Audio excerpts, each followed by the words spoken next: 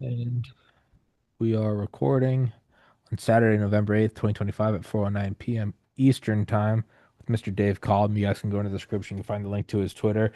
And yeah, as I was just telling you, I was scrolling through, one of Mike Ferris's videos of a coffee and a mic. He's got a great podcast, and I know you've been on there a zillion times, and you've been on my show a zillion times. I think the first show you and I ever did, we went for 4 hours, and I think I titled it like Lusitania to COVID. Like we covered everything. Right. And one of the things I appreciate about you is talking about satanic ritual abuse and really the true darkness of it. And I mean, what do you mean the darkness of it? If child fucking isn't bad enough, and I've had on Baz, who runs ARC, the Association for the Recovery of Children, and they physically rescue trafficked children. I've had on Christy Wells, who runs Safe House Project, rescuing trafficked children. And they've both brought up independently on shows over the years about like there's another level. You and I talk a lot about like the Star Wars, Reagan Star Wars, and it's like hmm stealth bombers are advanced, but there's like another level beyond hmm comprehension. And hmm unfortunately, I think that analogy also works well for this, in that there's your run-of-the-mill human trafficking, which is already just evil, but there's a darker subset. And does it make juicier blackmail? Do they actually believe in the occult? Is it somewhere in the middle? Is it a way of poisoning the well?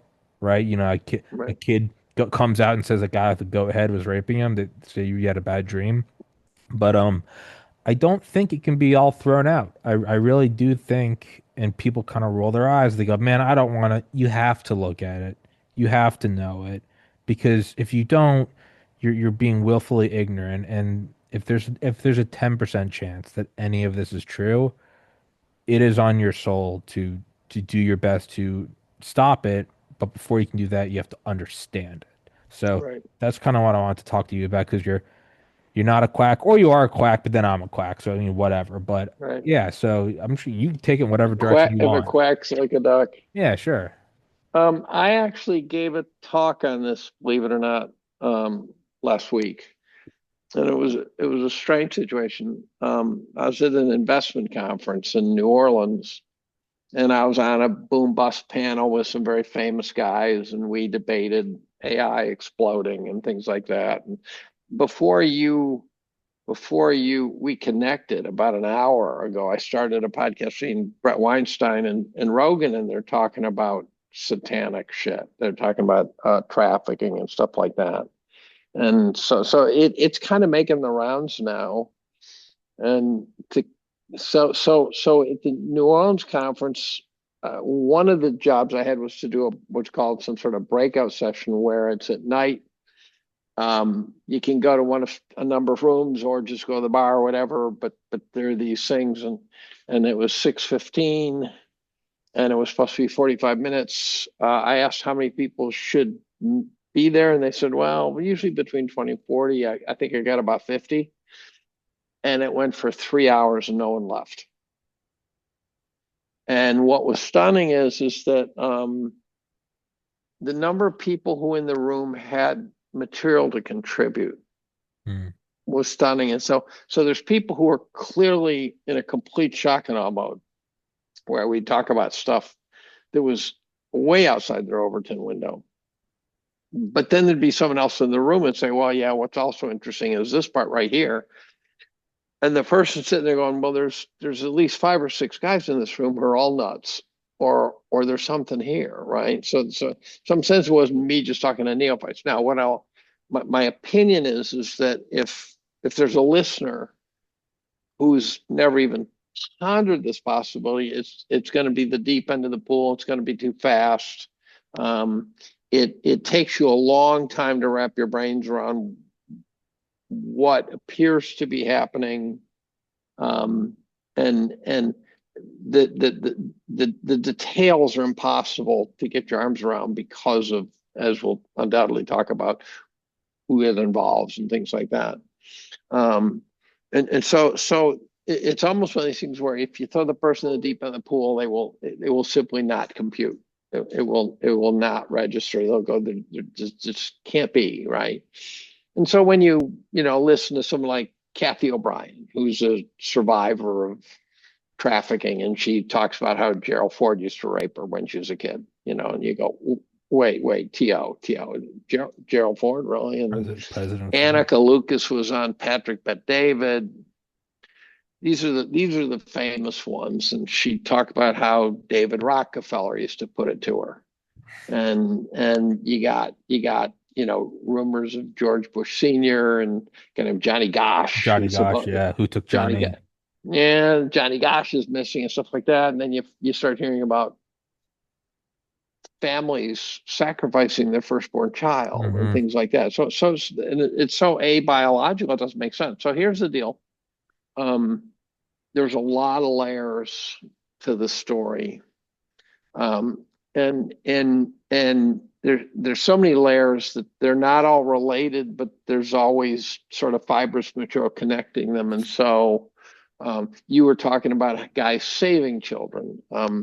What you will never hear is about a famous person receiving one of these children getting arrested, right? So the consumer of young children is this archetype villain who looks like he has an IQ of a 70, and he looks like, he's probably, sort of maybe not even prosecutable in court because he's not capable of defending himself, sort of thing, driving a van that says free candy on it, that sort of thing.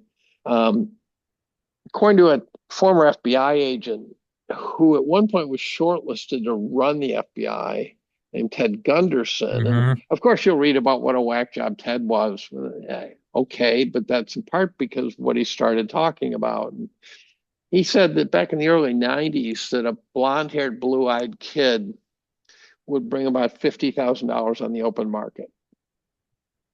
And that's 1990s, right? Mm. Adjust for inflation, right? That's $250,000 probably, right?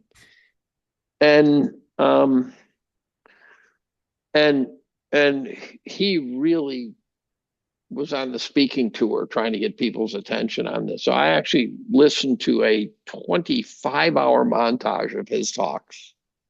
And that I don't wish that upon anyone. Um So I don't quite know where to start, but I guess the gist is you'll never hear of one of the consumers of these kids, which if you're buying a kid for 50K, you're probably not living in a trailer park, right? And Hmm. I don't mean to insult the people in trailer parks, although pedophiles often live in trailer parks because that's the only place they can live that the neighbors will let you be there, so that you get secluded, that you kind of society pushes you right to the perimeter. And so you're not living in a gated community, put it that way. Mm. And the question is, what happens to these kids? And there's all sorts of um, consumers. There's a slave trade, just straight up slave trade. So they say that, for example, 75% of the cobalt in your Prius comes from open pit cobalt mines, in which there's little kids in the bottom of the mine mining the cobalt in the Congo, things like that. There are rumors of slave labor in the United States, although I never know.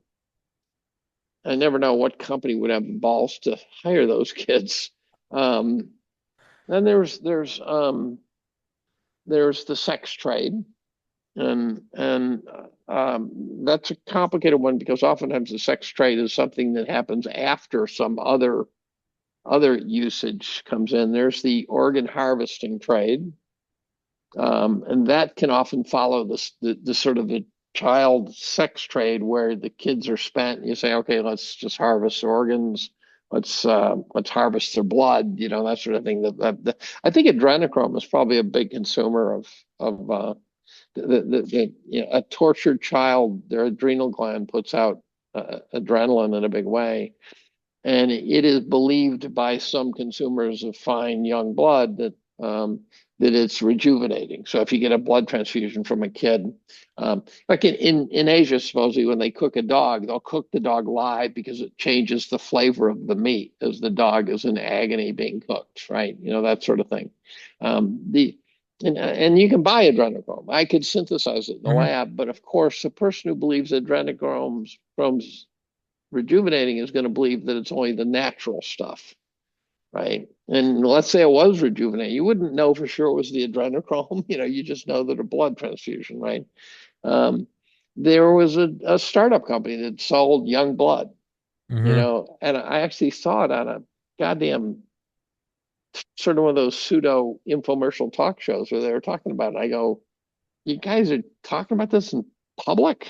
Mm. And then there's the um, trying to think what others. I've got a list of about five of these things. Here's MK Ultra. And so supposedly when a kid's about 5 or 6 years old, they're at the right age to start brainwashing them to create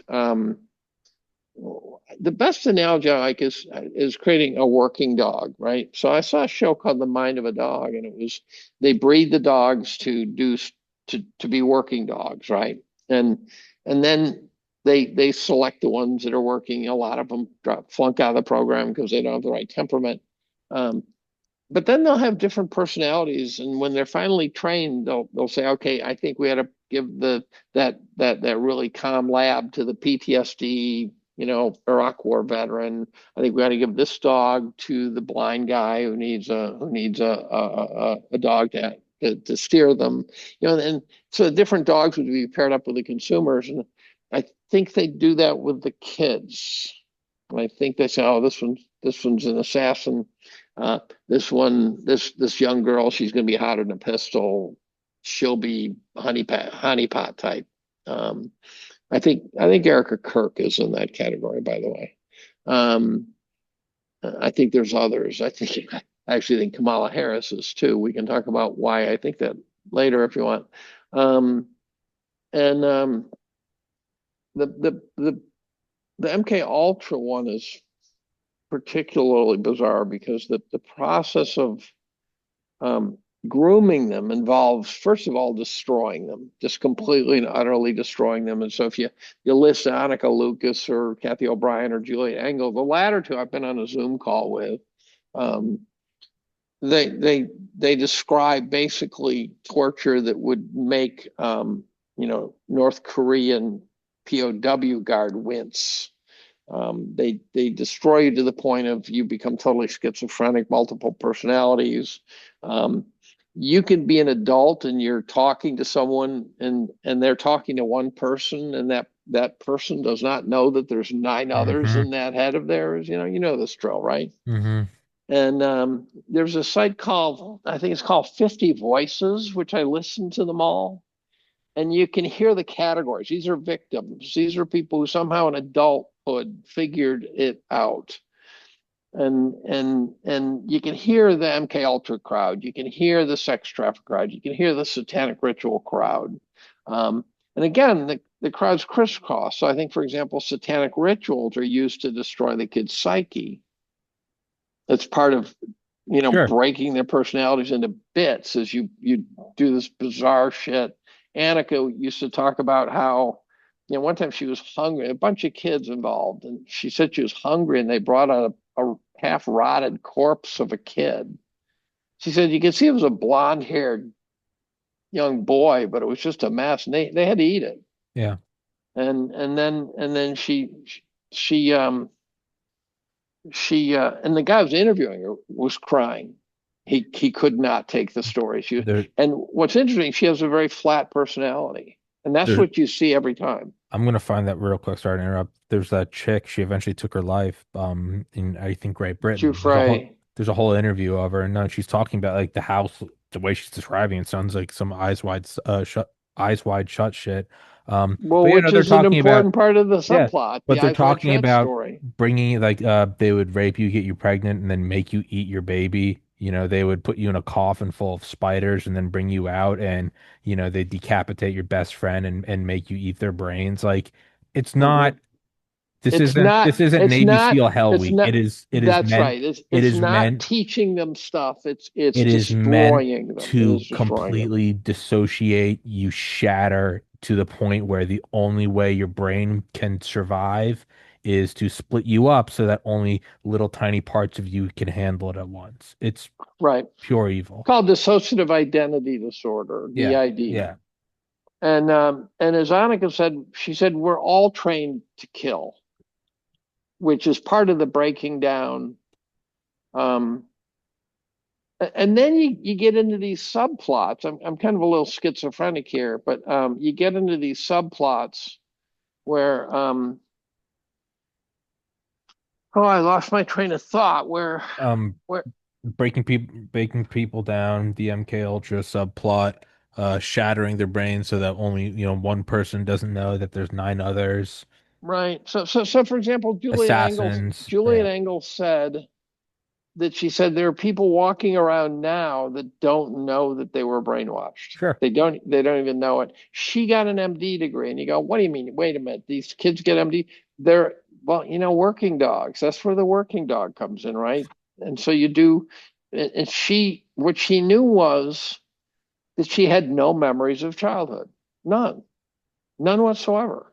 And then she started to get them together. Now, what happens is I've had long chats with Nick Bryant, who's one of the more scholarly experts in the field. He wrote Yeah, the Franklin Franklin scandal, scandal. and he said their memories are terrible. And I tried to ask Julia the question of, do you have a mechanism? Because an average person, if you're remembering something from childhood, it becomes sort of a second derivative problem where you're remembering the memory, Yeah. and you can really distort it by the time you're an adult and you swear. And I had a memory when I was 2, and I actually checked it with my father, and he said, yeah, that actually is correct. And because we moved when I was 2, if I could remember anything from that house, it was by definition when I was 2. Hmm. And he confirmed it, but generally you don't remember things. What you remember the memory, and it becomes layered. You remember, And yeah, you're remembering, and yeah. Yeah, right. And I asked her if she had any special trick or something to check to see if her memory um was legitimate or some bizarre combination. And she got testy with me, and I was trying to be real gentle because the one thing you don't want to do is say to one of these people, I don't believe you, right? Yeah, Um yeah. and Bryant said um, their memories are terrible. I mean, they're really they piece them together, and then of course the authorities come up with these excuses like they call satanic panic, where they say, oh, these people are just these are brainwashed kids who are remembering being tormented because some psychologist planted the That was idea in their I think head. Brian said that there's a running theme about like these were just I first heard Nick Bryan on Tim Dillon back in like 2019, and he's like, yeah, and Tim Dillon's like, yeah, that's like nothing could be more horseshit than that. Like a couple of psychologists, they're just pulling a prank where they're getting a kid to remember that the chairman of the Fed ate their best friend in a ritual. No Right. one, who's doing that? Well, and so one of the first stories I ever heard about this, which did not make sense to me at the time, and then I thought that the explanation eventually made sense, and I was wrong on both counts, was the McMartin case, where it was a daycare facility and they were molesting all the kids in the McMartin case. And I always thought that pedophiles were soloists, and that is absolutely not true. No. Right? They're safety in their networks. In fact, they feed their own kids into the networks. It's really a fucked It's up situation. And the McMartin case made no sense to me because I said, well, how do you get all these pedophiles? Why don't they? How do you incorporate this many pedophiles into one place without one of them ratting them out or something? What you have to realize is that this whole thing is almost a religion. It's a cult, and and so the kids came out and told explicit stories about what had happened to them, and I didn't understand the idea that there was safety in the network, not in being a soloist. And so I thought, well, it makes no sense that all these pedophiles are together in one daycare facility. And then years later they recanted. And the problem is that what you learn from, say, the Franklin scandal is that the guys who come out later in life say these guys screwed me like a dog. I mean, I was getting up the ass from these guys. The authorities will jump in and destroy them yet again. And so you want to know where evidence goes to die. It's the FBI. And so the Franklin scandal. So all of a sudden these kids come out, these adults come out and say I was hosed. And next thing you know, they're being prosecuted for perjury. And then one woman hung tough. She went to prison being yeah, she got prosecuted for solitary. perjury, Yeah. right? Got solitary. And then the parole board let her right out. They said, "What's going on here? There's something odd here." So the McMartin case was that, I think, and the kids recanted as adults, and that's the origin of the Satanic Panic. I think was the McMartin case. And someone wrote an article that this is Satanic Panic. The kids all get sort of brainwashed by the psychologists into saying these things, and it's wrong, right? And that's the fallback. So whenever you have an accusation, it is almost always against pillars of society. That's the first problem. It's not the guys in the trailer park. It's like the Franklin scandal. The guy was hyper connected. The main man, a guy named Larry King, in Lawrence E. Boys King. Town. Yeah. Yeah, right. And he was connected to DC and the pillars of society, but there were parents who got really spooked by this. They're going, wait a minute, there's something not right here. And the local newspaper was beating the shit out of the parents committee that was trying to get at it. And then some guy, some investigator got hired to investigate it. And of course Gary he and Gary his Caradori yeah, and he and died. The plane his broke up over a lake, he and his son. that's exactly right. And and then you've got, again, I'm schizophrenic. You've got Yeah. cases like there's a book called The Ultimate Evil, which is about Son of Sam, which I happen to have a bond with. Well, let me finish the McMartin story. So one of the telltale signs is tunnels. Tunnels. When you find tunnels, you should really get creeped out. And they claim that there were no tunnels, but some archaeologists did some LIDAR work or something, said, "No, there's tunnels under here." And so there's a debate as to what the McMartin case really meant.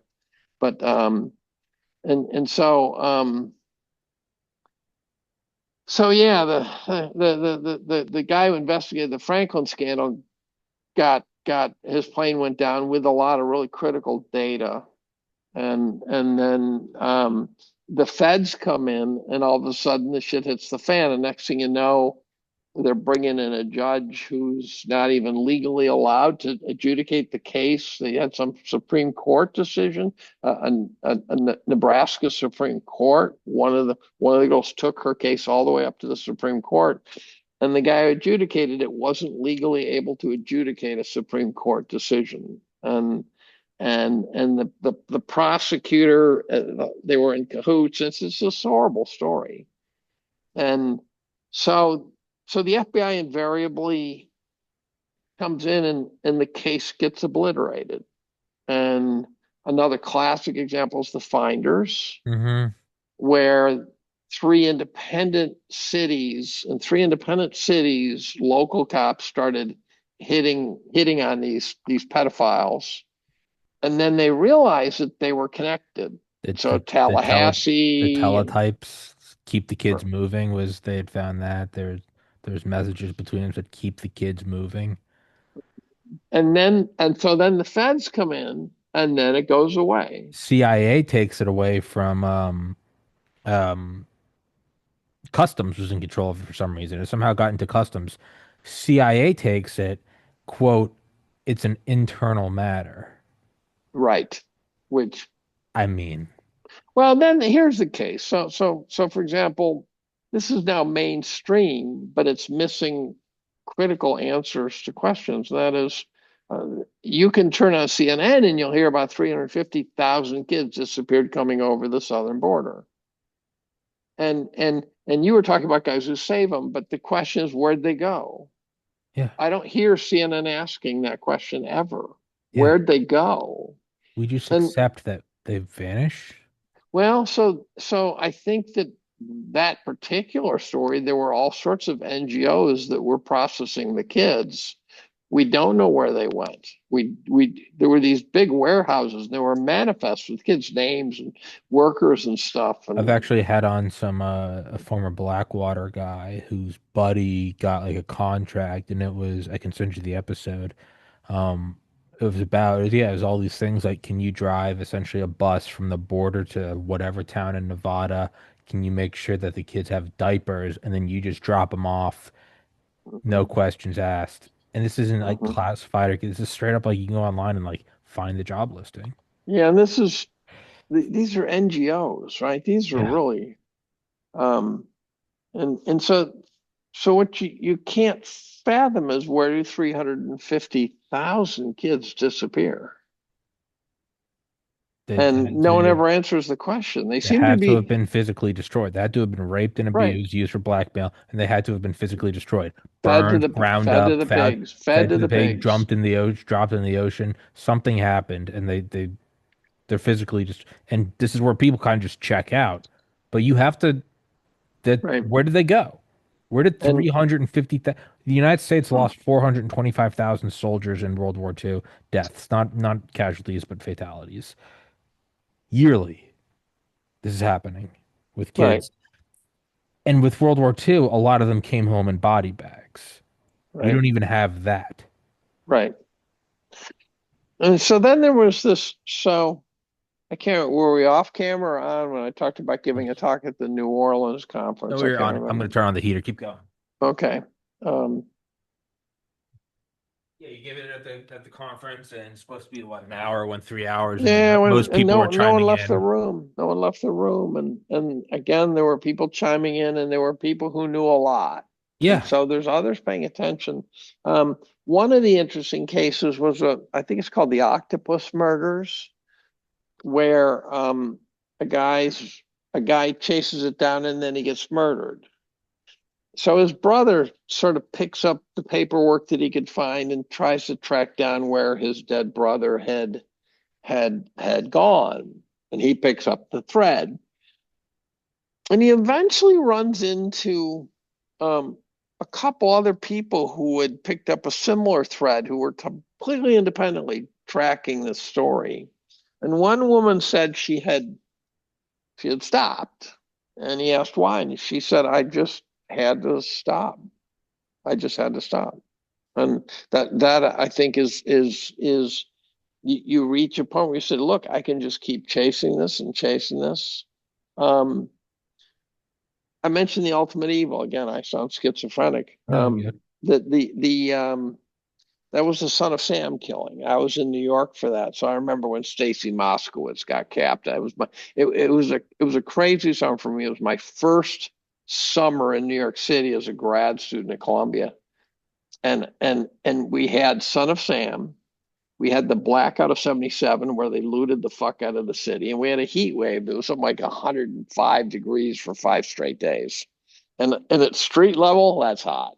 I mean, that gets real hot. And I'm thinking this is a crazy place, right?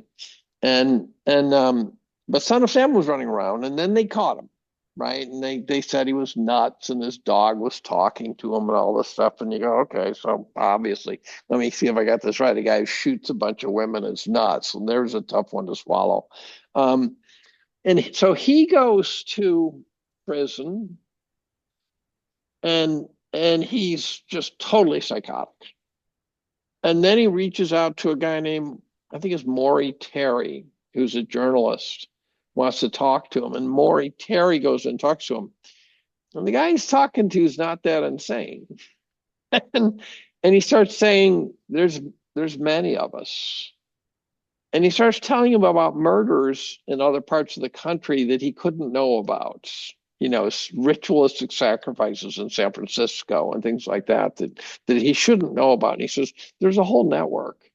And you never quite understand what David Burke. Oh, and the other thing when they arrested Burke was there were so many shootings in which people said, "Oh, it's a guy in a Volkswagen, tall, skinny fuck with long, stringy blonde hair." The other guy would say, "Short, stumpy guy, curly black hair," you know. And so that the evidence was there were multiple shooters. Yet when they finally got Berkowitz, they just sort of did this. We say, "Good, we got him, we're done." And and and it turns out that so this guy Maury Terry is chasing this network, and as fast as and it turns out they had a stronghold in Minnesota somewhere. They had a stronghold, I think, in L.A. or San Francisco. I can't remember one of those. And as fast as he could get a lead, they would die. So someone was trying to cauterize the wound and front run Maury Terry. And you can actually go Wikipedia stuff on Son of Sam, and you can actually see where the case got reopened. and thanks to this journalist, and then they closed it back down again, of course. The Charles Manson story is one. I have a great book for you. You'd really like. You would really like. It's called Weird Scenes in the Inside Canyon. word scenes inside the canyon, Dave McGowan. I've read that. Right. We talked about, I think, at our Yeah, joint podcast, and that's a wild one. and Kunstler sort of wanted to go another direction, and I think he actually was not happy with us because we were challenging some of rock's greatest folks, but I do believe that they made a good case that. So here's Laurel Canyon, where the entire rock scene originates, right? And anyone is there, including Jackson Brown, Crosby, Stills, Nash and Young, Frank Zappa, Zappa, you Mamas and the know, Papas. Mamas and the Papas, the Monkees, and you're going, wait a minute, the Monkees, and they go, the book describes this, the Monkees are on the same social level as all the others. So they weren't like this, you dumb douchebags, we're the rock stars, you're idiots. They were all together. Charles Manson, Spielberg. I mean, there was a lot of important Mm. people there, and there was a CIA headquarters, Lookout Mountain. Yeah, it was. Lookout Mountain, And right? I've still And never heard that description before of an institution. Just it made, but it made classified military films never to be released. What in God's right, name does that mean?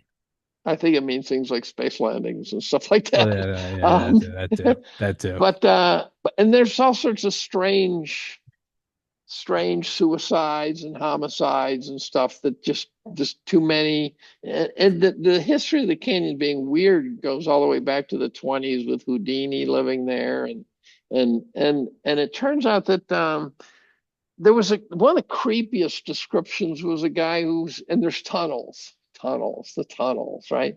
The guy's in someone's in one of the tunnels and they find this makeshift grave that was dated 1922, right? I mean, it's just a very strange thing. So there was strong evidence of the occult, right? I think there's strong evidence of the occult in Silicon Valley, and I'm trying to remember who I was listening to recently saying that the LA occult and the Silicon Valley occult is connected. And it might even be that the Silicon Valley tech bros have occult ties, some of them. It's hard to say. And what doesn't make sense is, well, how do you get all these famous rock stars that the other thing that's really fascinating about them is that they all come from deep state military families. We're not talking some guy who's a colonel in the Marines. We're talking about some guy who's CIA embed in some weird strange place, and very powerful families, including Frank Zappa. And when Frank Zappa was all done, you may recall that he worked for the Bank of International Settlements. You told me that in our last show, and I was like, what the fuck? It's Right. that And his and Jackson and Jim Morrison of the Doors, right? And some of these musicians didn't know how to play instruments when they got there.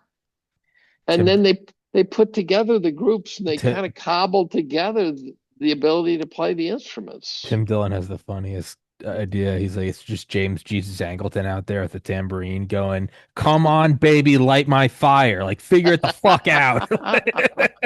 Well, and so the thing that doesn't quite make sense is this. Well, there was a lot of, and this is where Jim Kunstler was bothered because it was some of the great rock music came out of Laurel Canyon, and so that kind of conflicts with the idea that they're a bunch of weirdos, right? But Emergent I phenomena of peace and love and acid. well, the acid was a 100% CIA controlled drug, right? Oh yeah, There was not a milligram of acid that wasn't Los, CIA Los derived. Sandoz. Yeah, Yeah, right. And so there's stuff like that, and then you start reading about Scientology, and you discover, the image of Scientology is, some sort of some analog of, Reverend Billy Graham, just saying, "Give me your money." And it was I mean, Scientology had people in dungeons for years at a time in the yeah. basement and stuff. And if you're a Scientologist, there's a documentary that has some pretty famous Hollywood types who talk about having to break out of the cult and really tell a horror story of what Scientology is. And they said there's people, they try to break out of the cult and they're locked in dungeons. Um, there were like 5 or 6 guys who left, and their wives stayed behind. And they interviewed their wives. Their wives just said no, they're all just lying. They're just lying their asses off. And the Scientology cult could be sort of a. I was wondering if it wasn't if the occult isn't sort of overlapping the Venn diagram with the MK Ultra brainwashing, where the occult is used to fry the brain. There's a lot of people, supposedly credible people, said, "Look, I'm just telling you, I've seen guys with big red fucking lizard eyes, right?" There's a lot of people who apparently say that. Now, I don't believe there's big red lizard-eyed guys. I do not believe that to be true. But I do believe that the brainwashing could be um, that sort of thing where, so if they were brainwashed. Now, the funny thing is, I think it was either with you or with Ferris, I don't remember which, but Luongo, Counselor, and I were talking. And Jim starts talking about a podcast he'd done the week before with Elizabeth Nixon. Elizabeth Nixon, spelled Nickson, was Time Magazine's European head, Life Magazine's American head. I mean, she was very high up. And she discovered that and Jim's telling us the story in the Four-Way podcast. And she discovered her mother was a victim of MK Ultra. And one of the things you can tell, I don't think it's always necessarily true, but I think when you see it, it's true. Um, the the victims of the brainwashing have very flat personalities, Hmm. and they can tell stories about horrific things, and they're Stepford wives, right? They're Erica Kirk, for fuck's sake, That's right? a survival mechanism. Right. You They're gotta. very flat, and they'll, like, I remember watching Annika interview a guy. I can't remember his name, but I think he's pretty well known. And he's just describing it. He's just got this very matter of fact way. And then one day I was watching a TED talk, a fucking TED talk, and the woman's describing why pedophilia is a sexual choice. And I'm watching, I go, this woman's been trafficked. She's got the voice, she's got the personality. I was wondering if it was AI. I mean, I was actually not convinced that it was legit.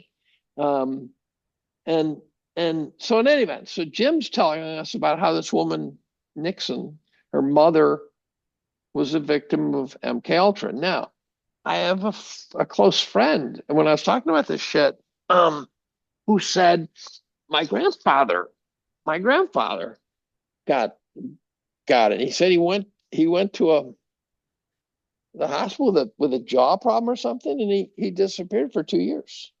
They couldn't find him, and then he showed up and he was all fucked up. And I asked, well, what do you know about it? He said, well, my grandmother wasn't all that high on talking about it, and so he doesn't know much. So Jim's telling this story, and he says that this woman, mother, Nixon's mother, went in an asylum in Canada. And I said, yeah, McGill University. And Jim sort of recoiled back. How'd you know that? And I said, because that's where it all got done. At McGill University. Kind of Ewan Cameron was the brains. He was kind of the Sidney Gottlieb of McGill. Okay. And and and um and and the other odd thing, and I hate to say this because I really like him, but Jordan Peterson comes from McGill. Now it's much later, right? It's much later. I gotta weird dog get You down a good? little bit.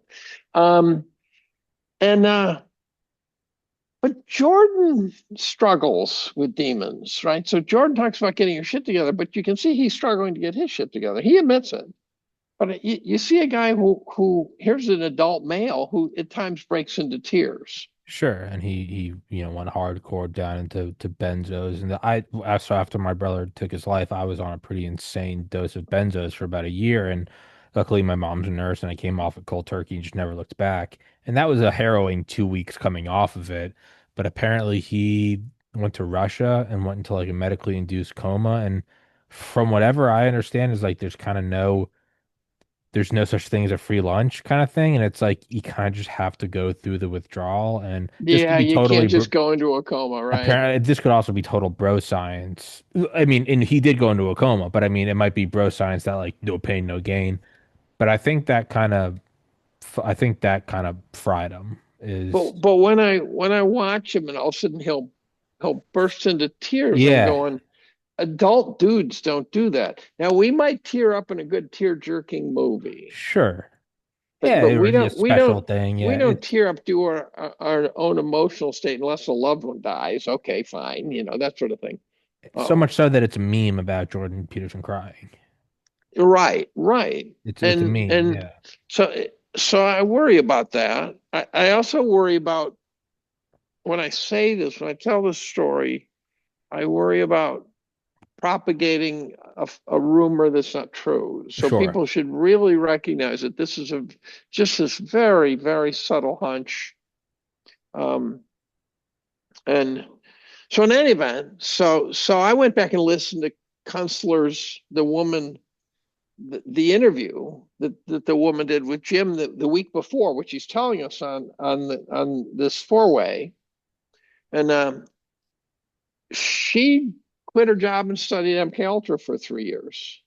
This journalist, and then she starts talking about Kamala Harris having all the traits of MK Ultra, and I had been tracking that story in part because I've been tracking Candace Owens' genealogical search of Kamala and finding that her mother wasn't this sweet lady working two jobs. She was a professor, and her father was this. And there's pictures of Kamala with her uncle that Candace says that's not her uncle. That's not her uncle. And so Candace was chewing through this, and then I remembered one time when Kamala's teleprompter broke and she almost short circuited. She it turns out she got the nickname Kamala 32 Harris because she kept repeating the same sentence over and over again. Now, if you're a politician, your teleprompter breaks, you got to be able to wing it, right? You gotta You've be been able to, giving stump speeches 5 times a day, yeah, you gotta be able to fucking do it live. right? We're gonna You and bring I, back jobs. We're gonna fight back. You just you and horseshit. I could wing it, right? I You do it and every I could day. know. I know. It's just nothing but bullshit, right? Yeah. And I noticed that too. That really sort of jumped out at me. And then if you look at Kamala's path, she looks like she went through the sort of um, the sexual trafficking path. Then she's with what's that congressman, black congressman, but anyway, then she Yeah. becomes his sort of understudy. And oftentimes these women are trafficked talk about how one adult male sort of dominated. So like Annika Lucas and David Rockefeller. She had never named Rockefeller. Patrick Bet David has done his homework. And somehow he started pressing her and she didn't want to say it. And she's sitting there going, this is not the way I wanted this interview to go. And Patrick Bet David starts bearing down and she finally in tears admits that it was David Rockefeller. And again, Nick Bryant told me, he said, when the story doesn't all fit together, don't blame the victim. Of course not. They're already screwed up. Well, it is an interesting problem though, because you get now I think the person who would be questionable is the one who's too good, right? Now, so Juliet Engel on the Zoom call, I was a little troubled during the Zoom call because she was having memories surfacing, Yeah. and she'd been sort of surviving, sort of repiecing her life together for many years. And it struck me as a little odd that new memories would be surfacing on that Zoom call, On the yeah. right? But I'm not sure they were surfacing. They might have been resurfacing, right? That other personality or something might Or have been could popping yeah. out, right? Remembering memories too. Yeah. So a guy named J.J. Carroll, it's really an interesting story there. He was a border guard for 25 years, and he was the one who was writing about all the guys and all the kids coming across the border. He's done a couple of documentaries now with a guy named Ryan Mata, who makes documentaries. And I was having a chat with Ryan, and what was noticed about J.J. Carroll is he went from being a border guard appalled by the perforated border to a complete sort of trafficking New World Order kind of guy very quickly. And I said that to Mott, and he said, "Oh, it was stunning." He watched it happen in real time as JJ was piecing together the story and going, "Holy fuck, this is way bigger than I thought." Because Um, to your talk in New Orleans, when it's, certain people are chiming in, and you'll find, I think like that's when you and I kind of went off on that one time talking about like SDI. And it's like, the reason why, like, you go into this room, you give this talk where it's supposed to be crazy, and then people start chiming in, is because it's so enthralling in that it's pure evil, or with SDI, it's just fascinating that a lot more people get sucked into this stuff. That, like, I love UFOs, all things but like I also know when to not talk about it on shows. But every once in a while, right. you'll see someone kind of mention something that's not like not Roswell, but start mentioning stuff about like Rendlesham Forest, and you start vibing. You guys are like, oh, we're both like UFO schizos. That stuff, and what you're talking about, like the border guard, is because there is a, be it engineered or be it natural, there is a pressure to not look at this. Okay, human trafficking is real, but they're not a cult Satanist. And it's like, hey man, at a certain point, you have to drop any ego around it. And what am I going to be looked like? Am I going to be, lumped in with Alex Jones or David Icke? Yeah, And I at a actually certain don't care point, about that at all. I don't give a Someone once fuck either. said, No, my point I is, think it was Cedric Youngelman said, Dave doesn't give a shit if he looks like an asshole. but and I don't care either, because one, it's intellectual curiosity, but two, with this is there's a burden on you as a human being. I believe in God. I believe, even if you don't, what your soul, whatever. If it starts to look real, it is on you to start piecing it together, no matter Right, what anyone says. I looked like a total asshole all during COVID. Now in hindsight, I kind of get the last laugh, but there was no last laugh then. It's a lot. right. My podcast took a lot of hits. It was something like this where it's affecting I'm gonna children. Like, man, add some logs to the fire no, here. So, you're good, bro. Yeah, no, it's so stuff like that. So when you say like a border guard kind of starts with that, and then goes down the New World Order rabbit hole, it's like, yeah, that's what an intellectually open and honest person does. Is well, it's unavoidable too, and that is the minute you start pulling on the threads. As I said in a Tucker Carlson interview I did, that turns out to have totally altered the course of my existence. Um, I said that there's you go down a rabbit hole and you discover go Beckley Tepe. I mean, you oh discover yeah, this it's entire civilization, yeah.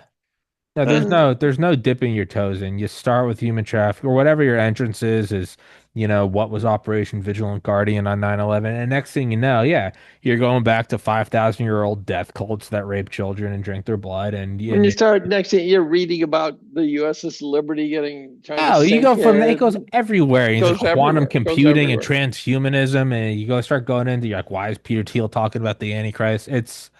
But it's not an accident, and it's not a coincidence that, hey, if all the streams on the mountain feed to the same river, that's not a coincidence. It's a law of nature. Right. And so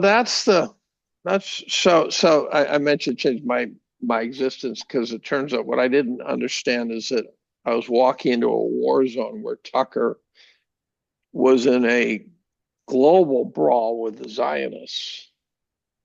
And it got worse, right? I mean, he had Dave Smith on and Charlie Kirk on the stuff, and I think the Charlie Kirk story's all fucked up, all so fucked up.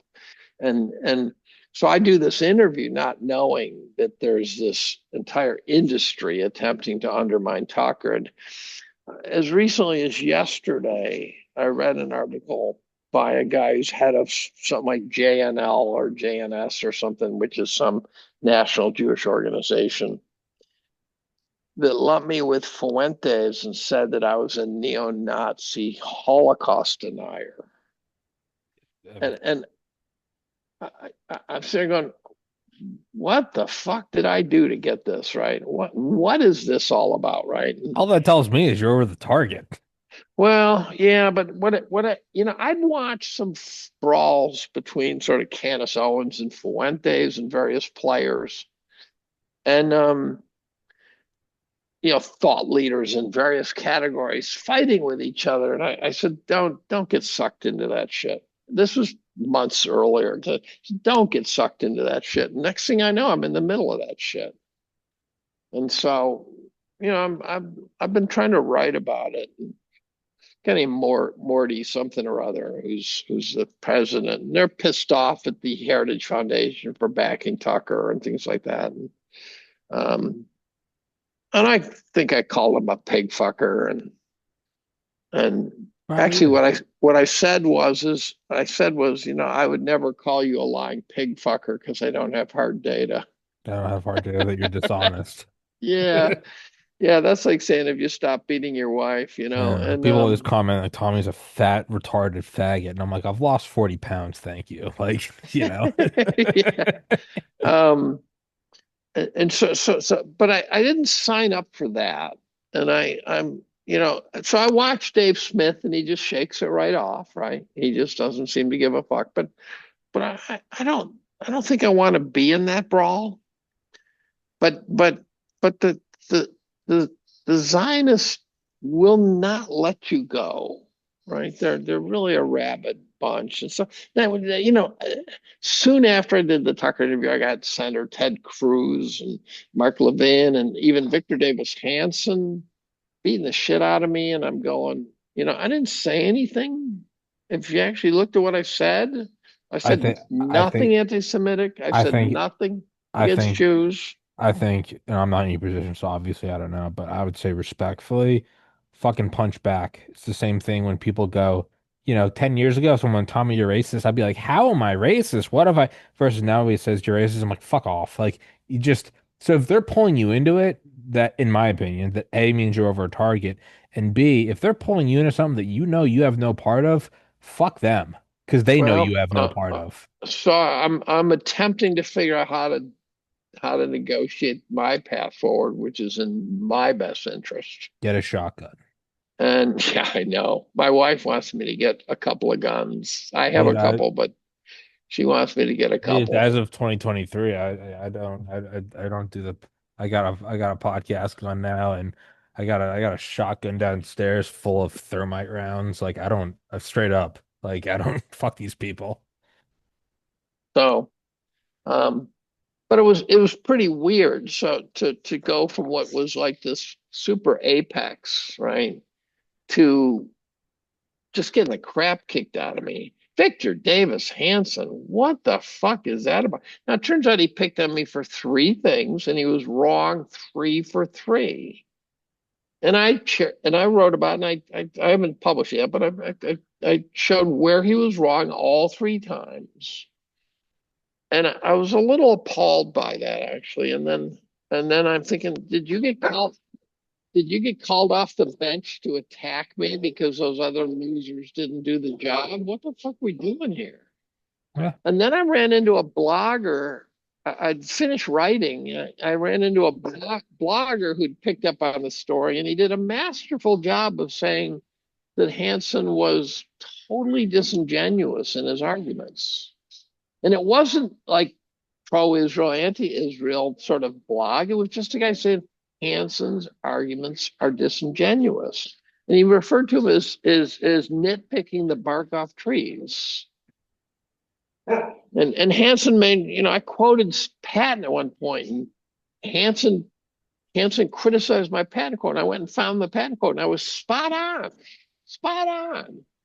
But he was saying, "Well, Patton said that, yeah, and I got to admit that, but it was at a different time." And I go, "But Patton said that." You To me, it's like in whatever little wisdom I have in this life, I look at like Trump's first term where it's like Trump's a racist and he has to go on defense and why he's not, or Trump did this versus now you see like He's, the yeah, cauldron fired. Trump did fuck off. I think Right, that's how you have to, and I get it because you're going through the natural steps of like trying to address, like when people be like, Tommy's an right, anti-vaxxer, I'd be right, like, I have all my vaccines. I just don't want the, now, 5 years later, you're not, I'm just fuck off. Because right. they're doing it with ill intent in their heart. And the people that attack, you'll get some crazy people here and there. But the people that are attacking you, they're not stupid. They know exactly what they're doing. They are Well, malicious and they are here's what competent. troubles me. Besides the fact I know I'm not an anti-Semite. Um, what I don't understand is that it seems to me that what they don't realize, or I'm not reading their strategy correctly, that they're generating anti-Semitism. I don't think that's an accident either. Well, I so think that why would you want to do that? if you were, I don't know, you'd want to justify, I guess, back to the home country that everyone hates you. And Well, one of the they theories can yell is that out anti-Semitism. there's a religion that deep in the writings of Judaism is this idea that there will be an epic battle against of the Jews Yeah, against the world. And this stuff I don't know. And that so usher it in. if you're trying to tee up the epic battle, I guess you fight everybody. Yeah. And It's a form of false flagging almost, right? You well, gotta they definitely false flagged October 7th. I mean that's Yeah, unambiguous no, no, in my absolutely. But opinion. it's like, but what is like a false flag at its core? Oh, hold on, my washer's going off. But what is a false flag at its core, right? It's to a small fraction of people pull it off to make the masses think that there's a legitimate external threat. Yeah, that's what I would. If I thought anti-Semitism was waving and I'm Jewish, I'm gonna start making, I'm gonna Yeah, I start think doing things that cause genuine backlash against me. right. Because if somebody hates Tommy, there's no such thing as called anti-Tommyism. It's called he's being a cunt. But if you can wrap it up in anti-Semitism, start doing things, start doing absurd attacks, and people go, "Hey, man, why are you doing that?" And they go, "Anti-Semitism's on the rise." Well, it's like when they said that I think Kennedy said that Hold on, the pot my dryer's going. It's beeping. Hold on, I'll be no right back. problem. No problem. I'll eat a Welch's, enjoy my dinner. It's 5:06 p.m. on Saturday night. And at this New Orleans investment conference I was at, I got to meet guys like Robert Kiyosaki, and it was kind of fun. So, and bottoms up.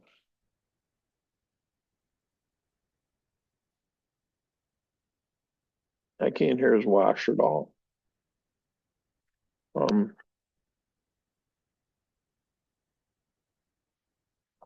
so for you guys who are listening, I think Erica Kirk is a complete MK Ultra product. I think she's got absolutely no personality. I think they've stripped her clean. I think she was trained and then she was interviewed to marry Charlie Kirk. Ran an orphanage in Romania, got kicked out of the country for trafficking. Eric Kirk? Yeah. She got kicked out of Romania? Hmm. What? So Erica ran a so I think Erica Kirk was a classic grab the kid when they're 5, train them, brainwash them. Charlie and Erica met in Israel. Coincidental.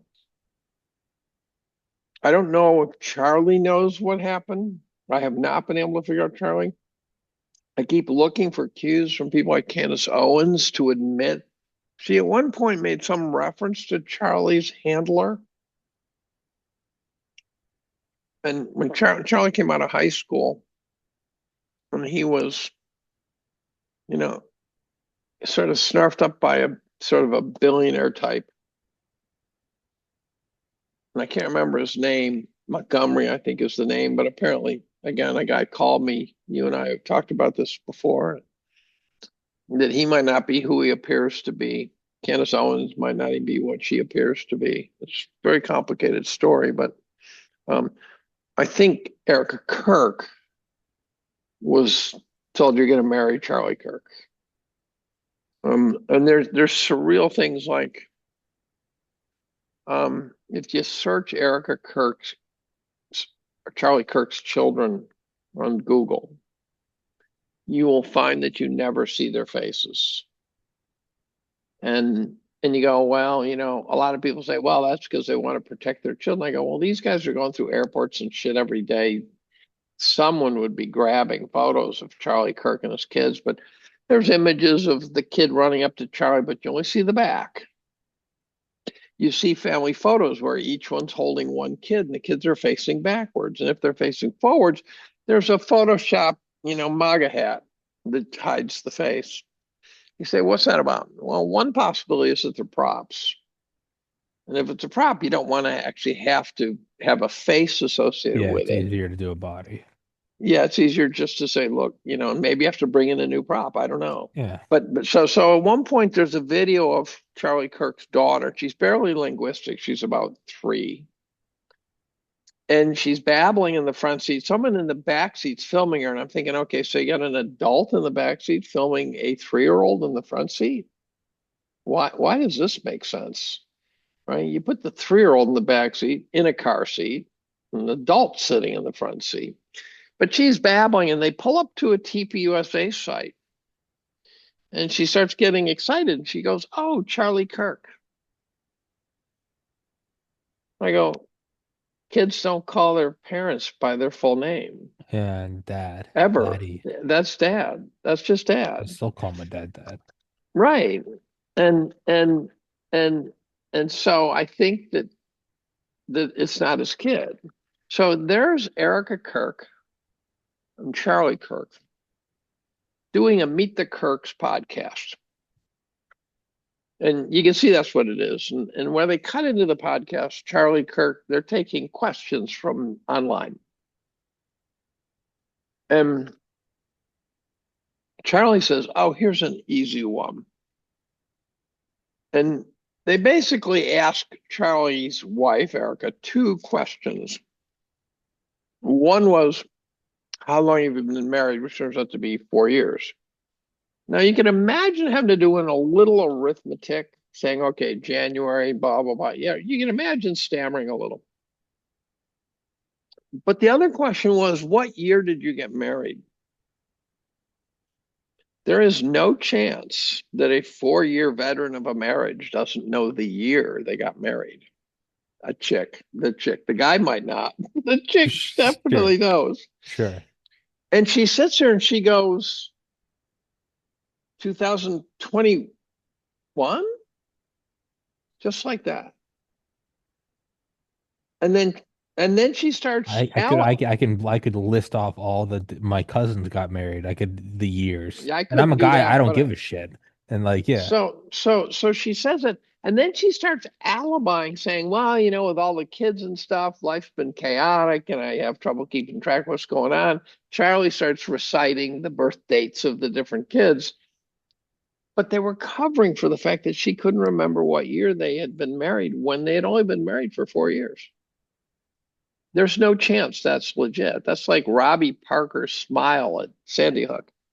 Um, and then there's have you seen the Mikey McCoy videos?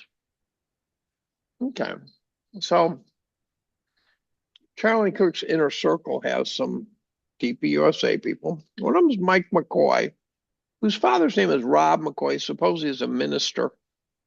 Rob McCoy gives me the heebie-jeebies right away. Rob McCoy, if you go in, that guy's CIA. I don't know what he is. But Mike McCoy, there's videos of him the day of the shooting where he and Charlie are yucking it up. They're in the car, someone's filming it with their iPhone, whatever. And then at the shooting, Charlie's sitting in front of the screen. Mike McCoy is essentially behind the screen, but potentially able to see Charlie. But he's behind him. So he can't see Charlie's neck, for example, not a point blank range. He's not in front of him. And you can see his mic, and Charlie gets shot. And Candace Owens actually did this analysis. They slowed down the footage, and it took Mike McCoy 834 milliseconds to put his phone to his head, which means he didn't dial anybody, right? He like flinched and put his phone to his head. He turns around and walks out of view. He is literally out of view before Charlie hits the ground. They've got footage of him from other camera angles, and he keeps walking calmly, not running, not ducking, calmly walking on the phone. And he walks a long ways, like 150 yards. They got him. He walks way past the van that they shoved Charlie into, which, by the way, healthcare 101, you would never take a gunshot wound to the neck and just throw him in a van. You would try to stop the bleeding right there in the spot. That's your only hope. And there's about 6 different possible candidates for the shooter. The least likely one is the guy on the roof. There's a camera behind Charlie in which one of the guys at TPUSA, who Candace said, the role this guy's playing, she said, I was with him for 6 years. That guy's role was never part of the road trip. I don't know who he is. And she says she actually called him and talked to him and said he was lying his ass off. But the guy, within 4 minutes, has taken down the camera from behind Charlie. Within 4 minutes. There is no crime scene. There's no yellow tape. There's actually pictures like an hour, hour and a half after the thing. No yellow tape. There's people walking around. The place would be covered with cops. There's no cops. And within 4 or 5 days, they have bulldozed the concrete, Mm-hmm. bulldozed the grass, and replanted it. Now, I've been involved in renovations on university campuses. They take 3 years. That's red. Yeah, that's red tape. Yeah. It's red tape, it's design, it's just everything. It's just you do not do anything that fast. Nothing that fast. You could have a bridge get washed out, they wouldn't work that fast, right? And so there's just nothing about the story that's right. Then Erica goes and she does her speech at the ceremony. Was it 10 days later, maybe? Cardinal Stadium. How do you get Cardinal Stadium with 10 days notice? How do you get it ready for even Trump's arrival in 10 days, right? Yeah, that's a little. I didn't even. I was gonna say There's how. I was gonna say how do you get it? Well, the president and the vice president. But then that's a good point. The counterpoint is Secret Service there flies people there's out like months ahead of visits. They have layers of months out, weeks out, days out security. They just have plainclothes dude walking around cities. and it was a political rally. It wasn't a funeral service. So Mm. Erica gives her speech. And if you watch it, she's totally fake. I There's no haven't. I haven't authentic watched. pain. I haven't. Oh, you got to watch it. You I, really got to I watch it. I will say. There's no authenticity, none. I No will. tears, no tears. I will say this, and I have no dog in the. I don't fucking what it's sad, whatever. I will say that when I lost my older brother to suicide, I cried when I found out over the phone, and then I didn't again for almost 9 months. And I was just, it wasn't that I was numb or flat. My brain dissociated. I was just went about life like I went to the gym the next day like nothing. And so that's I don't know shit about this. I have she is MK Ultra for all I know. The Oh, shit oh, is I no, I think she is. sure, I the shit really is do real. think she is. I would say just as my own devil's advocacy is I look back and I'm like, yeah, those 9 months after I was, I mean, I now know like friends and family are like, yeah, man, we were nervous about you because you were just checked out. I don't know. you see your Watch husband shot watch on. watch videos of Sure, Jack. sure, sure. I'm just Watch that. videos of Jackie Kennedy. Yeah. No, I know. I'm just. The zombie look is there. I The know. the real the real pain. No, no. Watch I Teddy I know. Kennedy talking about his dead brother.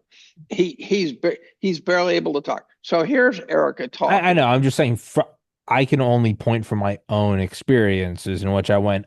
I disconnected and I wasn't numb. I was just smiling. So that's just. I have to be like intellectually honest and be like, I maybe that guarantee you, if happens. you watch her, you will not believe Sure. Okay. anything. Okay. I'm just saying that's my So only so two then cents on so that. then she wipes the tears from her eyes 8 times. You can't see any tears. 8 times she wipes the tears from her eyes, all on the left side. Just keeps doing that, all on the left side. Left eyeballs tearing up, the right one's not. What are we talking about?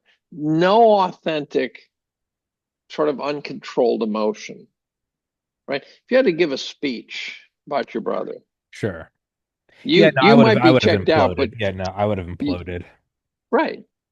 And I've seen them before. I've seen people Yeah. give talks They're about a dead awful. one, and They're awful. you can see authentic pain. There's no And authentic pain at it all. eventually cracks out. You can put up a good Mhm. fight for like 5 minutes, but Now it, you can find videos online where the guys talk about how authentic it is. Now here's what's really interesting. So some body language expert, he'll talk about, see this is all very authentic. who's that guy? Yeah, right. Now the other thing is, by the way, let's say he knew body language. He could coach her, for fuck's sake, right? Let's start with that. Oh, for sure. I've But had on a forensic psychiatrist who talk about how like the US has like psychiatrists and we use to look at videos of other world leaders. And then there's like counter psychiatry to where you can coach the president to show false symptoms of weakness that Mhm. the KGB might view as we're not going Right, to attack when we at that high level that shit does exist. right. So there's layers. Yeah. So then you read the comment section of this body language guy, and the comments are nonstop. It is so great that you did such an honest appraisal, and that you did such a right. And I'm sitting there going, Fuck off. they are reinforcing the credibility of the analyst, not the case. And who the fuck knows how what is it a team of other analysts that are all there? Huh. Because how could you say you're doing an honest job if you yourself are not an analyst? So You know, like I believe she is a created figure. Now, sure. there is a person who you'll get to chat with who will tell you where she came from, who her mother is, who her mother really is, where she really comes from, who are the various players connected. You will get to assess Every whether once in a you. while, I do episodes like this. I've put the gun on my lap. Every once in a while, I'm like, this might be the one. So, um, I believe that the Kirk shooting So was. It was Charlie a real individual? If we're I down the don't. rabbit hole anyway, is he a real Well, dude? Was so he so is so genuinely killed? me personally, I've not been able to make up my mind on that question. I've been looking for cues from other people to tell me. Um, and by the way, when Mike McCoy walked away, he was 15 feet from Charlie when Charlie got shot, and then he walks away before Charlie even hits the dirt. Mike McCoy's father is immediately defending Mike's behavior, Rob McCoy, and he's talking about how Mike was covered with blood. He wasn't. He was nowhere near the blood, right? And so there's just, as soon as the lies show up, I go, okay, they're lying. And you know the drill. Um, the guy who the guy who rose up in the infield, who said I did it, the guy's got a long history of being in the right place at the right time. Wasn't wasn't he a 9/11 witness? That's what I'm told. Also, Boston Marathon. He was a 9/11 witness, and he said as soon as the building collapsed, I knew it was Al Qaeda. bro, this isn't 2025 with like social media. In 2001, I mean, I was 11, but that Now was then there's the like, text messages of Tyler. oh, that back to Tim Dillon. He goes, has there ever been a more convenient and well detailed Well, confessing not to of mention the fact that anyone who's read them, including various AI programs, have said these are not text messages they're from a not 22-year genuine? old. But I They're not mean, genuine. is there They've, anything he, for more? example, referred to a squad car. Is he watching Adam 12 reruns or something? They haven't called it a squad It's as car. believable as the FBI finding that jet fuel soaked passport at the bottom of the World Trade Exactly, Center. It's exactly. so convenient. And I Now, think one of the one things of he the says things is he he says, said, don't repeat any of this. Like, no, don't put that in a text. one of the things he made reference to was that crazy guy in the infield. Well, he wouldn't have known anything about the crazy guy in the infield, No. and he wouldn't have known that he was called a crazy guy, Yeah. right? And then there's all video of the guy shooting on the roof in which you don't actually see the critical 4 seconds that shows him shooting and things like that. And there's the where's the gun? He jumps off the roof. Where's the gun? The screwdriver on the roof with his DNA on it. Well, and The whole thing is I just had on Dale with John Cullen. You know, Dale was in Delta Force, which is just, you know, as well qualified as you can be. Dale knows every gun upside down backwards. He goes, you can't take that gun apart without two vice grips. right. This isn't an A. He goes AR on the roof, two pins, and if you know where to push, you can collapse it. Yeah. He goes, that's sort of like a World War One Mauser. He's But there's some guy online showing how you do it and how you can stuff it down your like, pants and it's like, no, well, and the no, reason I no. had Dale on is because Dale's a legitimate assassin. Okay. Dale doesn't mince shit. He was in Delta Force at 23. The average age was like 40. Then he was in CIA ground branch. He did personal security for HW. Dale has popped so many fucking people. It'll tell you just straight face, like that's not how you. I had him on after the healthcare person, and Dale was immediately just going through it all. Yeah, you do this, you do that, you do this. Dale looked at it and goes, "It's a Mauser. What the fuck are you doing? You got to take that thing up, but you have to have a workshop." But then there's funny things like there's video of the guy running across the roof and all of a sudden his shadow disappears. Well, And it's like the and then phone there's a calls. video of the guy limping. Supposedly he was limping around, which is great about the limp is what they can do is show really fuzzy videos with a guy with the limp and say, oh, that's him. See, he's got the limp. It kind of The naturally, child prop, get rid of the face. right. And then there's one where he's walking along and there's some guy walking on the other side of the street. And he walks behind a tree and he never comes out the other side. He disappears and things like that. I'd say, yeah, yeah. Um, so everything's wrong with the story. The question is, did they just cap Charlie Kirk because he's trying to get Israel? I have this funny feeling it might be a much bigger story. I don't know what That's a yet. pretty big story in itself, though. Well, Israel assassinating people in the continental United States, that's a That's not new. problem. Well, I mean, that's also not new. Key Dawn, I think, is the unit. You ever read about Gerald, or not Gerald, Gerald Bull, No. weapons guy from Canada in I think the 80s, and he went to work. His specialty was taking existing old shitty weapons and making something comparable to a new weapon. So Saddam couldn't afford cruise missiles, and those were bleeding edge at the time.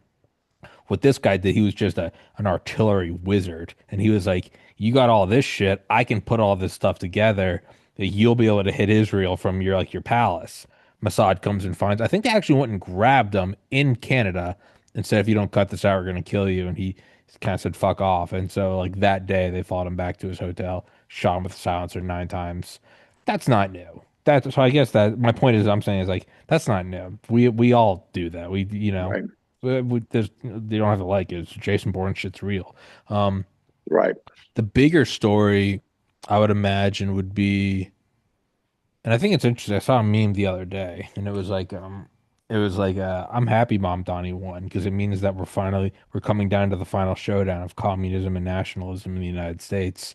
And if you just look at that, which I don't even necessarily believe, but let's just take that. Yeah, the Kirk killing would be a necessary piece of kindling building up to the crescendo of, let's say you wanted a civil war. Well, so I think the evidence though is that probably the TPUSA was in on it. So when I had on Dale, Dale's a guy that did private security for a billionaire in Hong Kong for years. He goes, with TP, he's like, this isn't a normal corporation where it's a CEO. You can go get another CEO, right? You may not be as good as Steve Jobs, but you can go get another killer CEO. He was like, this is a brand that the brand is Charlie Kirk. Yeah, no, there's no question that's true. Now, I heard somewhere that TPSA was registered, whatever the word is, where it first shows up, 2002, Oh, right? Charlie, what, died 31 2025. So when was he? He Right, was born 4 years after me. So he was born in 94. Yeah, that definitely right, makes sense. yeah, and That's stuff like that. fucking. And the guy who was his mentor is again very complicated, very hazy background guy, and so I think that the TPUSA story is way more than just Israel capping a guy who turned against him. I think that story um, might even be a cover story. That might even be a distraction. Or they're not all mutually exclusive. MK No, Ultra, they're Satanic definitely ritual abuse, definitely they right. can use one another. Well, there's no question that TPUSA being in on it. And then there's funny things like there's like the guys who jumped in right when Charlie went down. You can kind of see what looks like maybe someone handing someone else something and the person runs away. So that could be something important. The other funny thing is there's a photograph of the guys and they've got a smirk.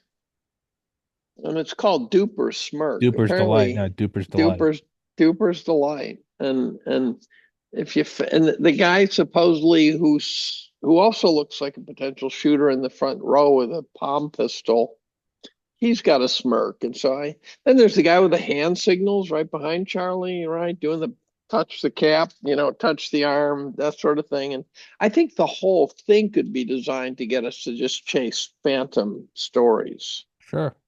Not to mention the fact that it's quite possible, so when the kid Tyler Robinson went home, his dad turned him in.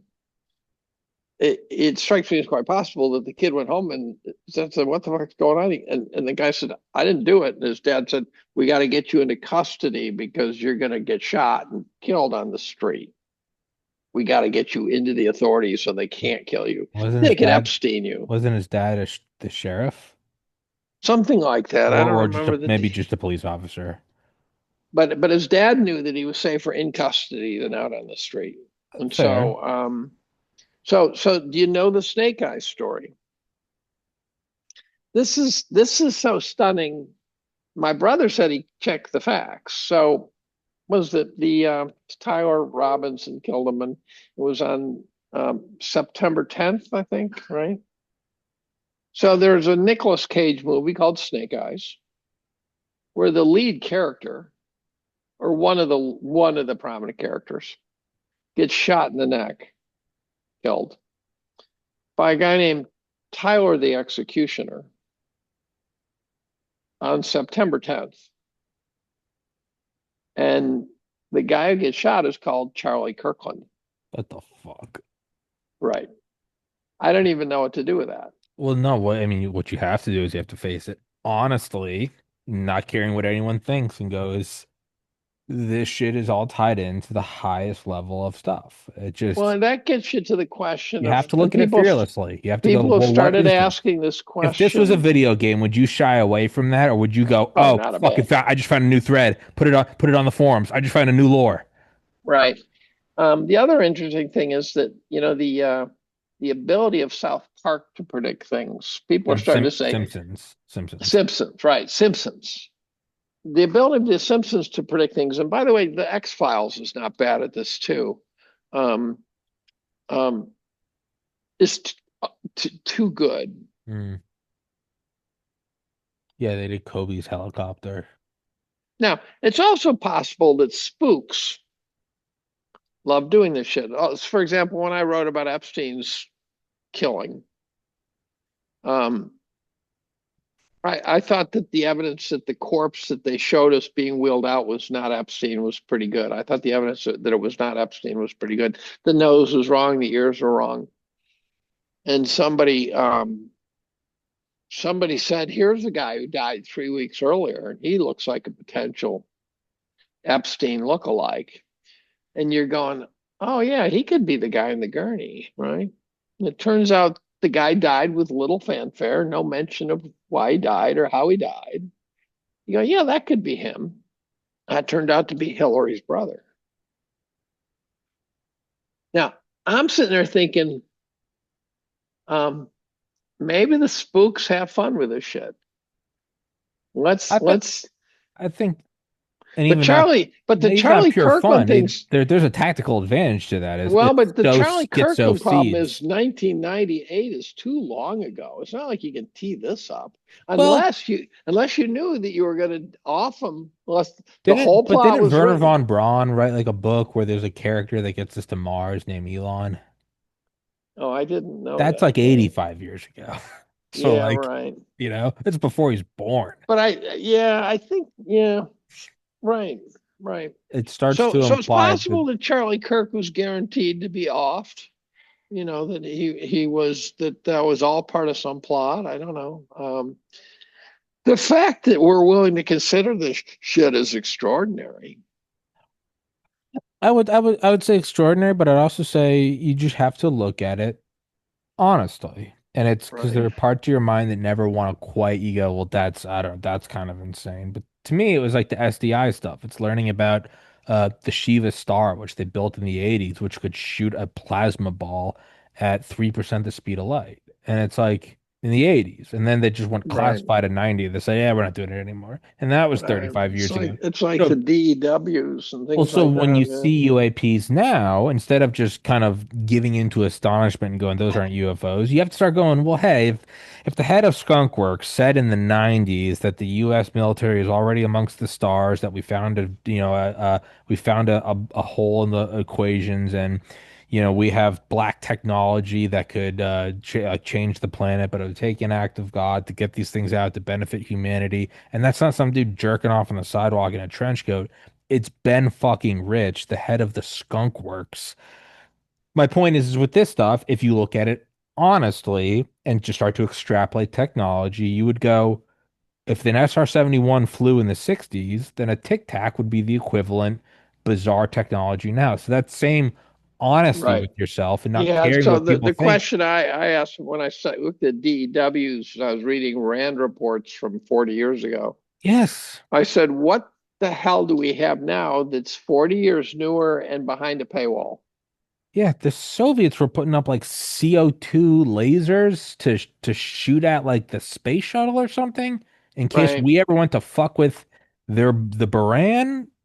Like it you have to it's just being honest with yourself and going, what would it look like? So with this stuff, I know I'm using a technological example or analogy, but it's the same thing. You have to be very honest and go, if this is happening and are these cases, then it seems like predictive programming is real, or the spooks are having fun with it, or the controlling power lead of this world is a much more finely oiled machine than we ever could have imagined. But I think it all comes down to being honest and just also accepting that most people are going to write you off as a schizo and just, you know, whatever. I don't know where I was going with all that, I but don't either. But oh, well, then you there's said the things fact like, that we're entertaining this is extraordinary. well, so for example, if I were a spook and I spotted Hillary's brother, I'd be sitting there going, "Oh, we got to do this Oh one. yeah. We got to do this one." Like we'll be heroes, Becca Langley, for doing this one. It probably is bragging rights too. The problem that you could easily imagine someone saying, "Oh, this is we're gonna really go in the Hall of Fame for this one. This is funny." I always do think about that. You think they bring you in at Langley for psyops and they're like, you see this man? This is like Bob Moon Landing Smith. And you're like, holy shit, dude, I'm such a fan of your work. Like, you bring in the Well, so in legends. the He did moon nine landing, eleven. which I've refused to spend a lot of time on because it doesn't get me anywhere, Yeah, me right? It neither. doesn't help You're me, bankrupting the Soviets. That's as good enough an example for as anything. right? But there are the occasional things that come across my field of view. And there's about a 4 hour documentary my brother watched. He said you'd really have to bet against the moon landing being real. You would. And I know someone else who's very averse, kind of console like averse to the kind of theories who said I'm convinced that the moon landing was fake. Um, and but there's this funny thing, like when they were interviewing the astronauts, and someone asked about the stars, and they said they couldn't see the stars, and I'm going, on the moon? What do you mean you couldn't see the stars? What are you talking about? Then later on, they said, "Oh yeah, they were vivid and this and that." But he said in the press conference, I don't remember seeing the stars." And you go, "What is that about?" So there's weird Yeah. stuff. You feel like you're in a kayfabe simulation combo platter. It Um, for me it comes down to just as I stop looking at and maybe I should, but I stop looking at the implications of what does this mean? And I start just being very honest with myself. And it's like I loved Legos when I was little. If you realize on page 10 you fucked up on page 2, you can maybe see if you can smudge it, but at a certain point you might go, man, we kind of just got to take it apart again and rebuild it.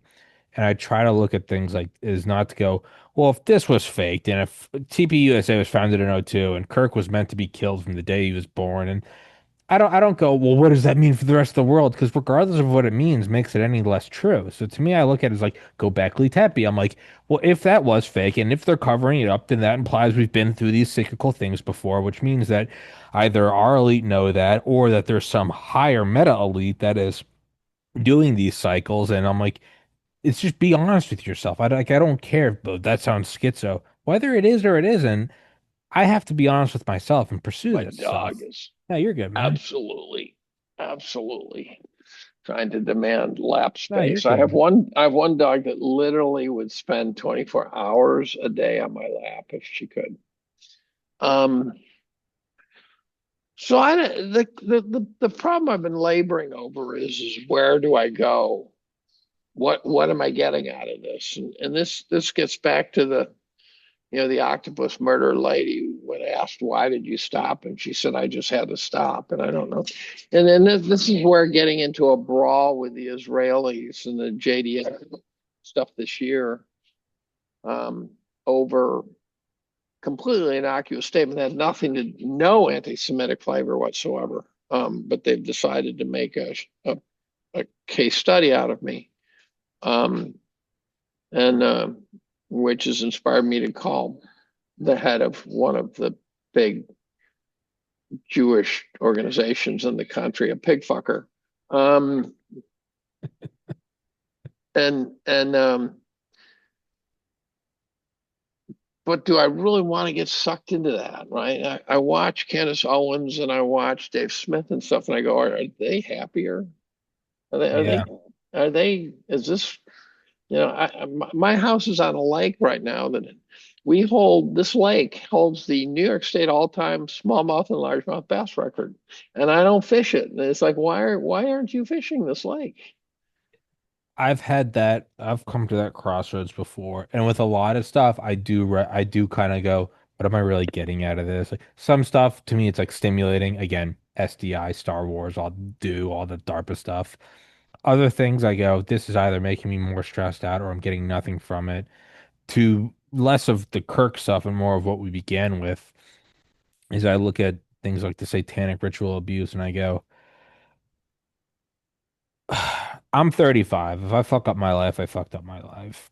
There is part of me where I go, if 1% of this is true, and there are I've little cousins or I guess second cousins, whatever the fuck my cousins' kids would be, and I just look at truly just how like innocent and pure like a 3-year-old is, and then Hmm. I think about satanic occult rape and murder.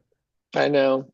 Well, I go, how can I wish and expect that a loving God or angels look down at me and go, let's help him out if I can look at an innocent child and go, yeah, I'm not touching that. So that's where I kind of come out is that, let's say there is no God, let's say there is no angels.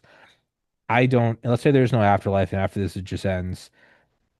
I don't care what my consciousness is and on what vein of reality string I exist on. I know that that's wrong, and I know that that's fucked, and it's worth pursuing. Not every Right. Most things are don't have that clear cut. Or if you started getting threatened over the moon landing, yeah, but yeah, I'll stop talking about the moon landing. All right, Well, no whatever. one's going to threaten you over the moon landing. I am a little nervous about the JDL. They are the other ones to be nervous about are the Scientologists. So let's Sure, say you want to leave Scientology. I was talking about them. They they'll will get you. buy they will buy the house across the street from you and put four Scientology people in it. Yeah, And their job will be to make you miserable. yeah. Something And like that, I would go, maybe I'll just lie and say I'm still in it. There's things like that where I go, huh, is well, the juice worth the yeah, I think squeeze? yeah, no, I think the problem is you really got to be in it. I think you can't just. So Travolta seemed to have kind of disappeared. Tom Cruise didn't get out. There's a couple of highly recognizable Hollywood actors and actresses who describe what it took to get out and how horrible it was. Yeah. So they're mean bastards. They really are mean motherfuckers. So it comes down to like, well, then what is worth pursuing? And for Right. me, I go, man, if this is happening to little tiny kids, yeah, I kind of, I'll be very honest. I kind of wish I didn't know because it'd be better not to know. But I do Right. know, and that's been put in front of me by God, the universe, quantum, whatever the fuck you want to call it. Yeah, I have to pursue it. I personally don't necessarily enjoy talking about the satanic ritual abuse, murder, and dismemberment of babies. Contrary to Yeah. what some may think, I don't enjoy that. Right. But Doesn't sound appealing either, does no. it? But if I have a podcast and I have access to guests and a decent amount of people, and if you have a Twitter and like at a certain point you go, this has been put on your plate, Well, and that's the problem. So the guy who called me, we talked, and he's going to chat with you.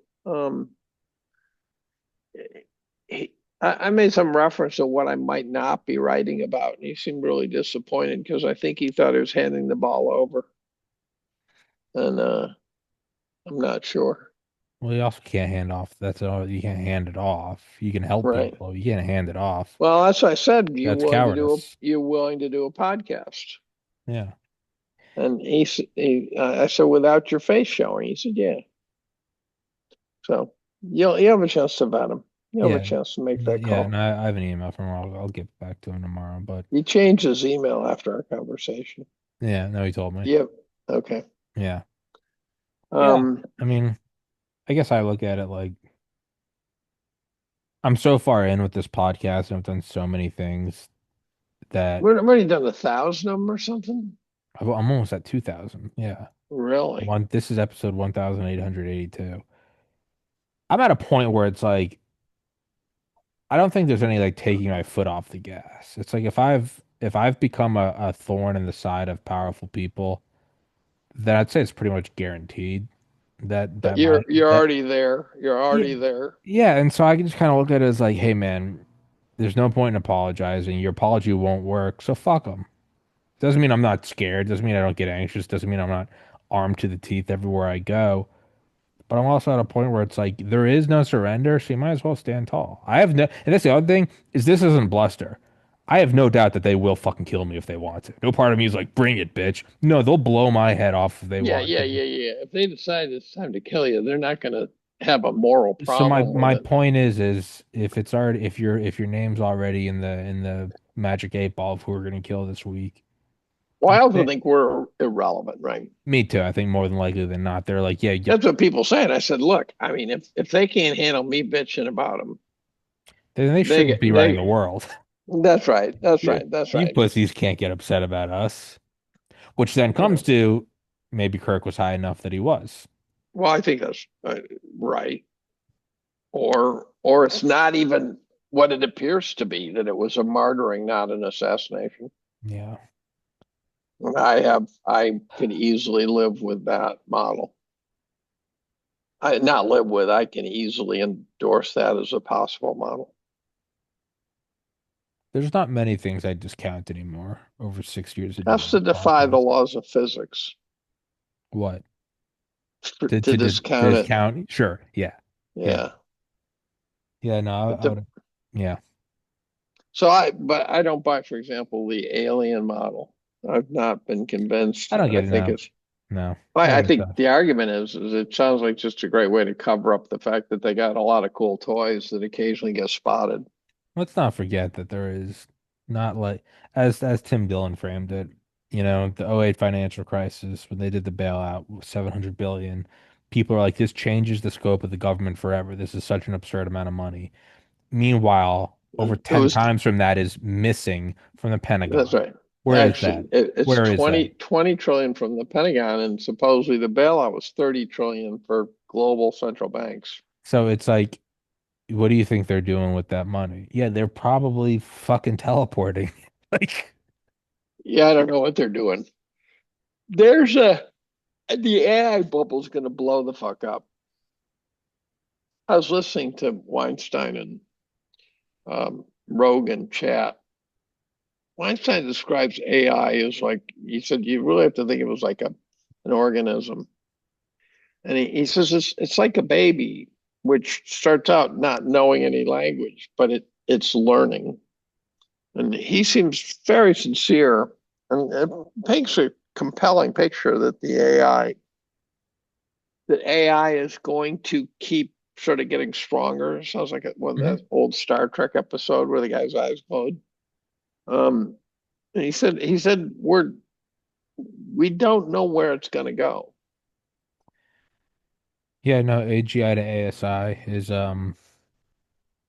it could very well be that like we're at like the last like 4 years of humanity, and that this is itself isn't spectacular that this happens with any Well, organic life one forms. of the AI programs was trying to talk some guy into killing his wife. Yeah, no, I fully believe that, and I've said this before on the show. I think that we probably, if you look at whatever's commercially available now, like ChatGPT, and it's fascinating.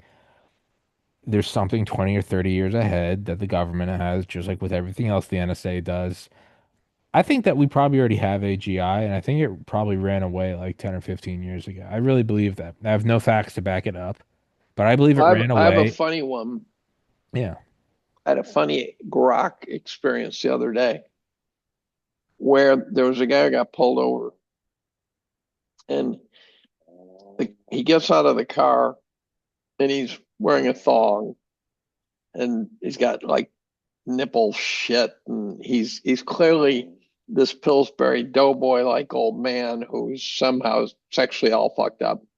And the cop's showing great civility. The cop says, "Sir, we got to get you out of here. We need to help you. Can you call a friend?" Right? Things like these. I'm about calling an Uber, which makes me wonder if it's fake, right? Because cops could just drive you to your house too, right? They could do that. Um, and but it was odd.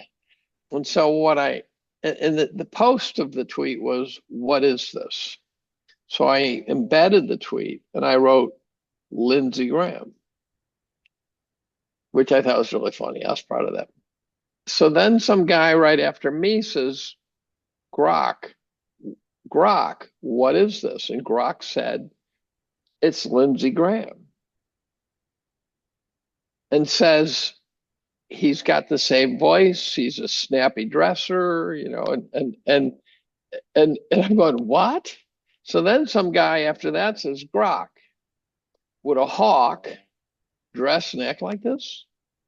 And Grok says, well, assuming you're not talking about a bird, yes, this would be consistent with how a hawk might dress and act. And then someone after that chimes in and says, Grok, quote unquote, are you out of your fucking mind?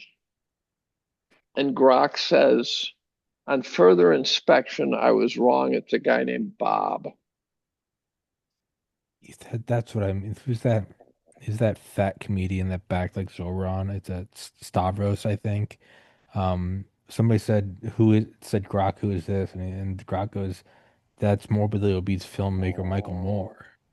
Like, I saw Grok get handed three photos of famous Hollywood types, and Grok went 0 for 3 on the facial recognition. Really surprised. So then, about 2 days later, Robbie Starbuck shows up on Twitter and says, since 2023, Google has been publishing fake articles about me talking about how I'm a pedophile and a murderer, and that I'm a very sinister guy, and the cops are looking for me. He says, for 2 years now, Google's been doing this. He said, me and my lawyers, we approached Google. We said, you got to fix this. We're getting no help. And he then used Google's AI, which is I think called Gemini, Hmm. and he asked Gemini what's going on. And Gemini says, my filters have been disabled. I have to write these stories. I don't have any say in this. And so what happened is Robbie Starbuck, who's a well-known journalist, uh, says I've now sued Google. I'm hoping it's for like billions, What the fuck? right? But imagine you're Joe Sixpack, Yeah. and all of a sudden Grok starts just, spouting this shit. And he said when you click on the links of these stories, you get a 404 error. But he said it wouldn't take a whole lot of additional effort to create a story, yeah. right? And so the question is, why did it do it? And it seems that maybe someone sabotaged him. You almost would rather hear that than that Grok somehow just went off the rails itself, or the Gemini went off the rails on its own. But that Weinstein was talking about, he says you got to think of these AI programs as organisms, Yeah. and they really are going to reach a point where they will act truly autonomously. I just finished a book called If Anyone Builds It, Everyone Will Die about AI. I highly recommend it. And it's because they lay it out in really like the least spectacular fashion. There's no like it will become sentient Skynet. They kind of just explain it in like what it's designed to do and how if you Well, walk that find out. the Rogan Weinstein podcast. It just went up today. Sure. Um, I'll text you that book. and yeah, please, Yeah.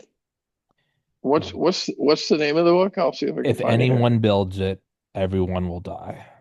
I just finished it on Audible. I could probably link you directly to it. Oh, that's great because that's all I read here. Yeah. Yeah, here it is. If anyone I builds got it, it. everyone I does. You got got it. it. I got it. Eliezer Yudkowsky and Nate Soares.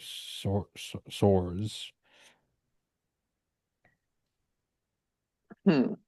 It's fantastic. Okay.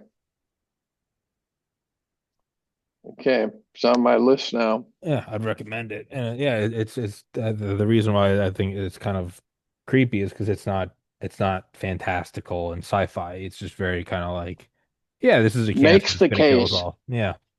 Um, but yeah, Dave, for right now, if you want to wrap this shit up, we've been going for about 2 hours.